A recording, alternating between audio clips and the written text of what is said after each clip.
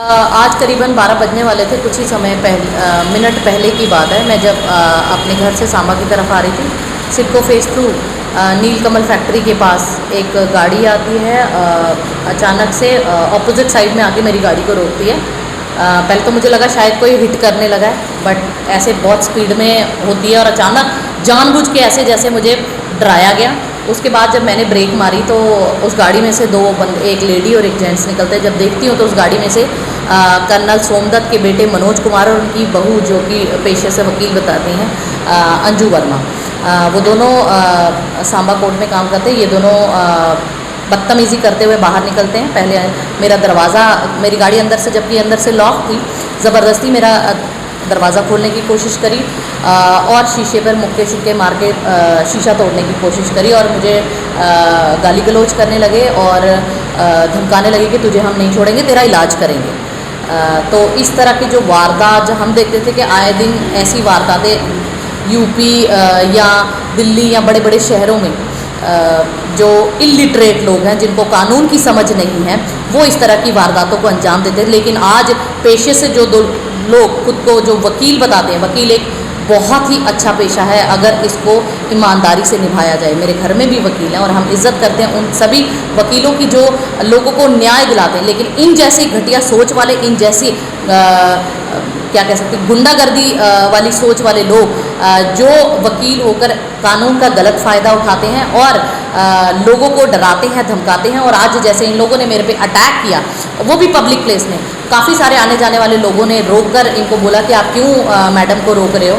Even कुछ लोग सामने भी आए, उन लोगों ने इनके आगे हाथ भी जोड़े कि नहीं, आप गलत कर रहे हो, मैडम को जाने दो, this is a criminal offence और आप पढ़े लिखे लोगों इस तरह की हरकत करते अच्छे नहीं लगते। तो इन लोगों का क्लियर था कि हमने इसको छोड़ना ही नहीं है, आज ये बच के नहीं जा सकती। फिर मौके पर मैंने नियर बाय चौकी अफसर को फ़ोन किया। तब तक मैं गाड़ी में ही रही, बट इन लोगों ने पूरी कोशिश की कि मेरी गाड़ी खोलें और मुझे उकसाया कि बाहर आ, तुझे देखते हैं तू क्या कर सकती है या क्या पावर है तेरी, ब्ला ब्ला ब्ला। तो इस तरह के उन्होंने वाकया बोले, गंद बका, गालियाँ दी, धमकाया, जान से मारने की धमकी तक दी। मेरी गाड़ी का हैंडल भी तोड़ा, शीशे पे मुक्के शुक्के मारे। तो इस तरह की जो गुंडागर्दी बहुत ही निंदनीय और पब्लिक प्लेस में दिन दहाड़े, मतलब आज सांबा भी यूपी बन चुका है अगर इस तरह की वारदात को देखा जाए। लाइव एग्जांपल, पिछले कुछ दिनों से मुझे ऑलरेडी धमकियां मिल रही थी इनडायरेक्टली।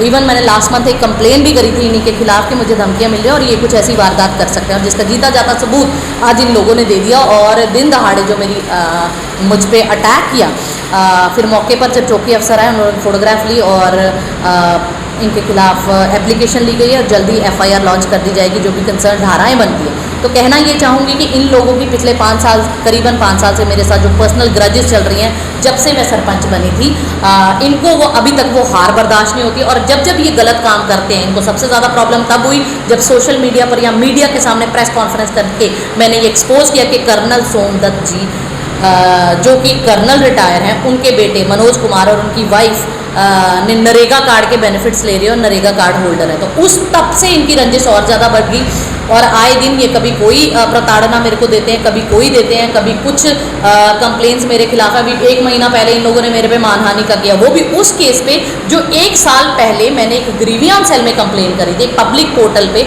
अगर कोई कंप्लेन करता तो उसको बेसिस बनाकर भी इन लोगों ने सिर्फ मुझे सप्रेस करने की, हरास करने के लिए, कि हर तरह से थ्रेटन करने की कोशिश की कि ये हमसे डरे और या तो दिल्ली चली जाए जम्मू छोड़कर। बट आज मैं इनके सामने हूँ और मैं डरती नहीं हूँ। और इन लोगों ने इतनी हिम्मत खुल गई कि इन लोगों ने चौकी अफसर के सामने भी मनोज कुमार ने क्लियरली 15 से 20 बार ये बोला कि मैं इसको नहीं छोड़ूंगा, ये बच के नहीं रहेगी, मैं इसको छोड़ूंगा ही नहीं। तो मतलब ये कुछ भी कर सकता है, इसके सर पर जैसे भूत सवार था या खून सवार था, कह सकते हो। तो इसकी पूरी चाल है मेरे पर दोबारा अटैक करने की। तो अब जो भी मेरे साथ होता है, तो क्लियरली ये कहना चाहूँगी कि मेरे साथ अगर कुछ भी होता है तो इसका लिंक मनोज कुमार और उनकी फैमिली या उनकी जो वाइफ कह लो, उसके बाद उनके ब्रदर भी जब चौकी में आते हैं वो भी मेरे साथ बहुत बदतमीज़ी करते हैं। तो ये सारी रिटर्न कंप्लेन मैंने ऑलरेडी पुलिस में फाइल कर दी है। बाकी एसएसपी साहब से बात हो गई है, उन्होंने कहा है कि मैडम जो सख्त से सख्त कार्रवाई बनेगी और हमें पूरी उम्मीद है, जब से वो आए हैं सांबा में निष्पक्ष जांच करते हैं और मैं कहूँगी कि इसकी पूरी जांच होनी चाहिए, पूरा चेक करना चाहिए कि किसने गलत किया और क्यों किया। आज महिलाएं अगर बोलते हैं सुरक्षित हैं, तो क्या ये हालात आज जम्मू में आ गए कि लोकल लोग भी ऐसे धमकाने लगे। हम पहले कहते थे कि बाहर से यूपी बिहार के लोग अगर आते हैं तो वो इस तरह के क्राइम्स को अंजाम देते हैं, बट इस तरह के ओहदे से जो खुद को वकील बताते हैं, वकील बताकर भी अगर कानून हाथ में लेते हैं और ये भी बोल रहे थे तब कि क्या करेगी, ज़्यादा से ज़्यादा पर्चा कटा देगी तो हम वो भी देख लेंगे। तो मतलब आपको कानून का डर नहीं है, आपने कानून हाथ में लिया। तो मैं अनुरोध कर रही हूँ प्रशासन से, अनुरोध करती हूँ एसएसपी सांबा से कि ऐसे क्रिमिनल माइंडेड लोगों के खिलाफ सख्त से सख्त कानूनी कार्रवाई होनी चाहिए। और अगर मेरे साथ कुछ गलत होता है, क्योंकि अभी ये भी सुनने में आ रहा है कि इन लोगों की प्लानिंग थी शायद मुझे ज़बरदस्ती गाड़ी से बाहर निकाल कर कहीं किडनैप करके या कुछ गलत मेरे साथ करने की, तो अभी मैं शुक्रगुजार हूँ भगवान की। और आज सुबह भी जैसे मैं मंदिर मत्था टेक कर आई थी तो गुरु बाबा जी का शुक्रिया कि जिनकी रहमत से आज शायद मैं सुरक्षित हूँ, बट इनके जो मंसूबे हैं वो कहीं ना कहीं मुझे हानि पहुँचाने के, और ये आगे भी ऐसा कुछ प्लान कर रहे हैं। तो उम्मीद है प्रशासन से कि इस पर जल्द से जल्द कार्रवाई करेंगे और ऐसे क्रिमिनल को जल्द से जल्द अरेस्ट करना चाहिए।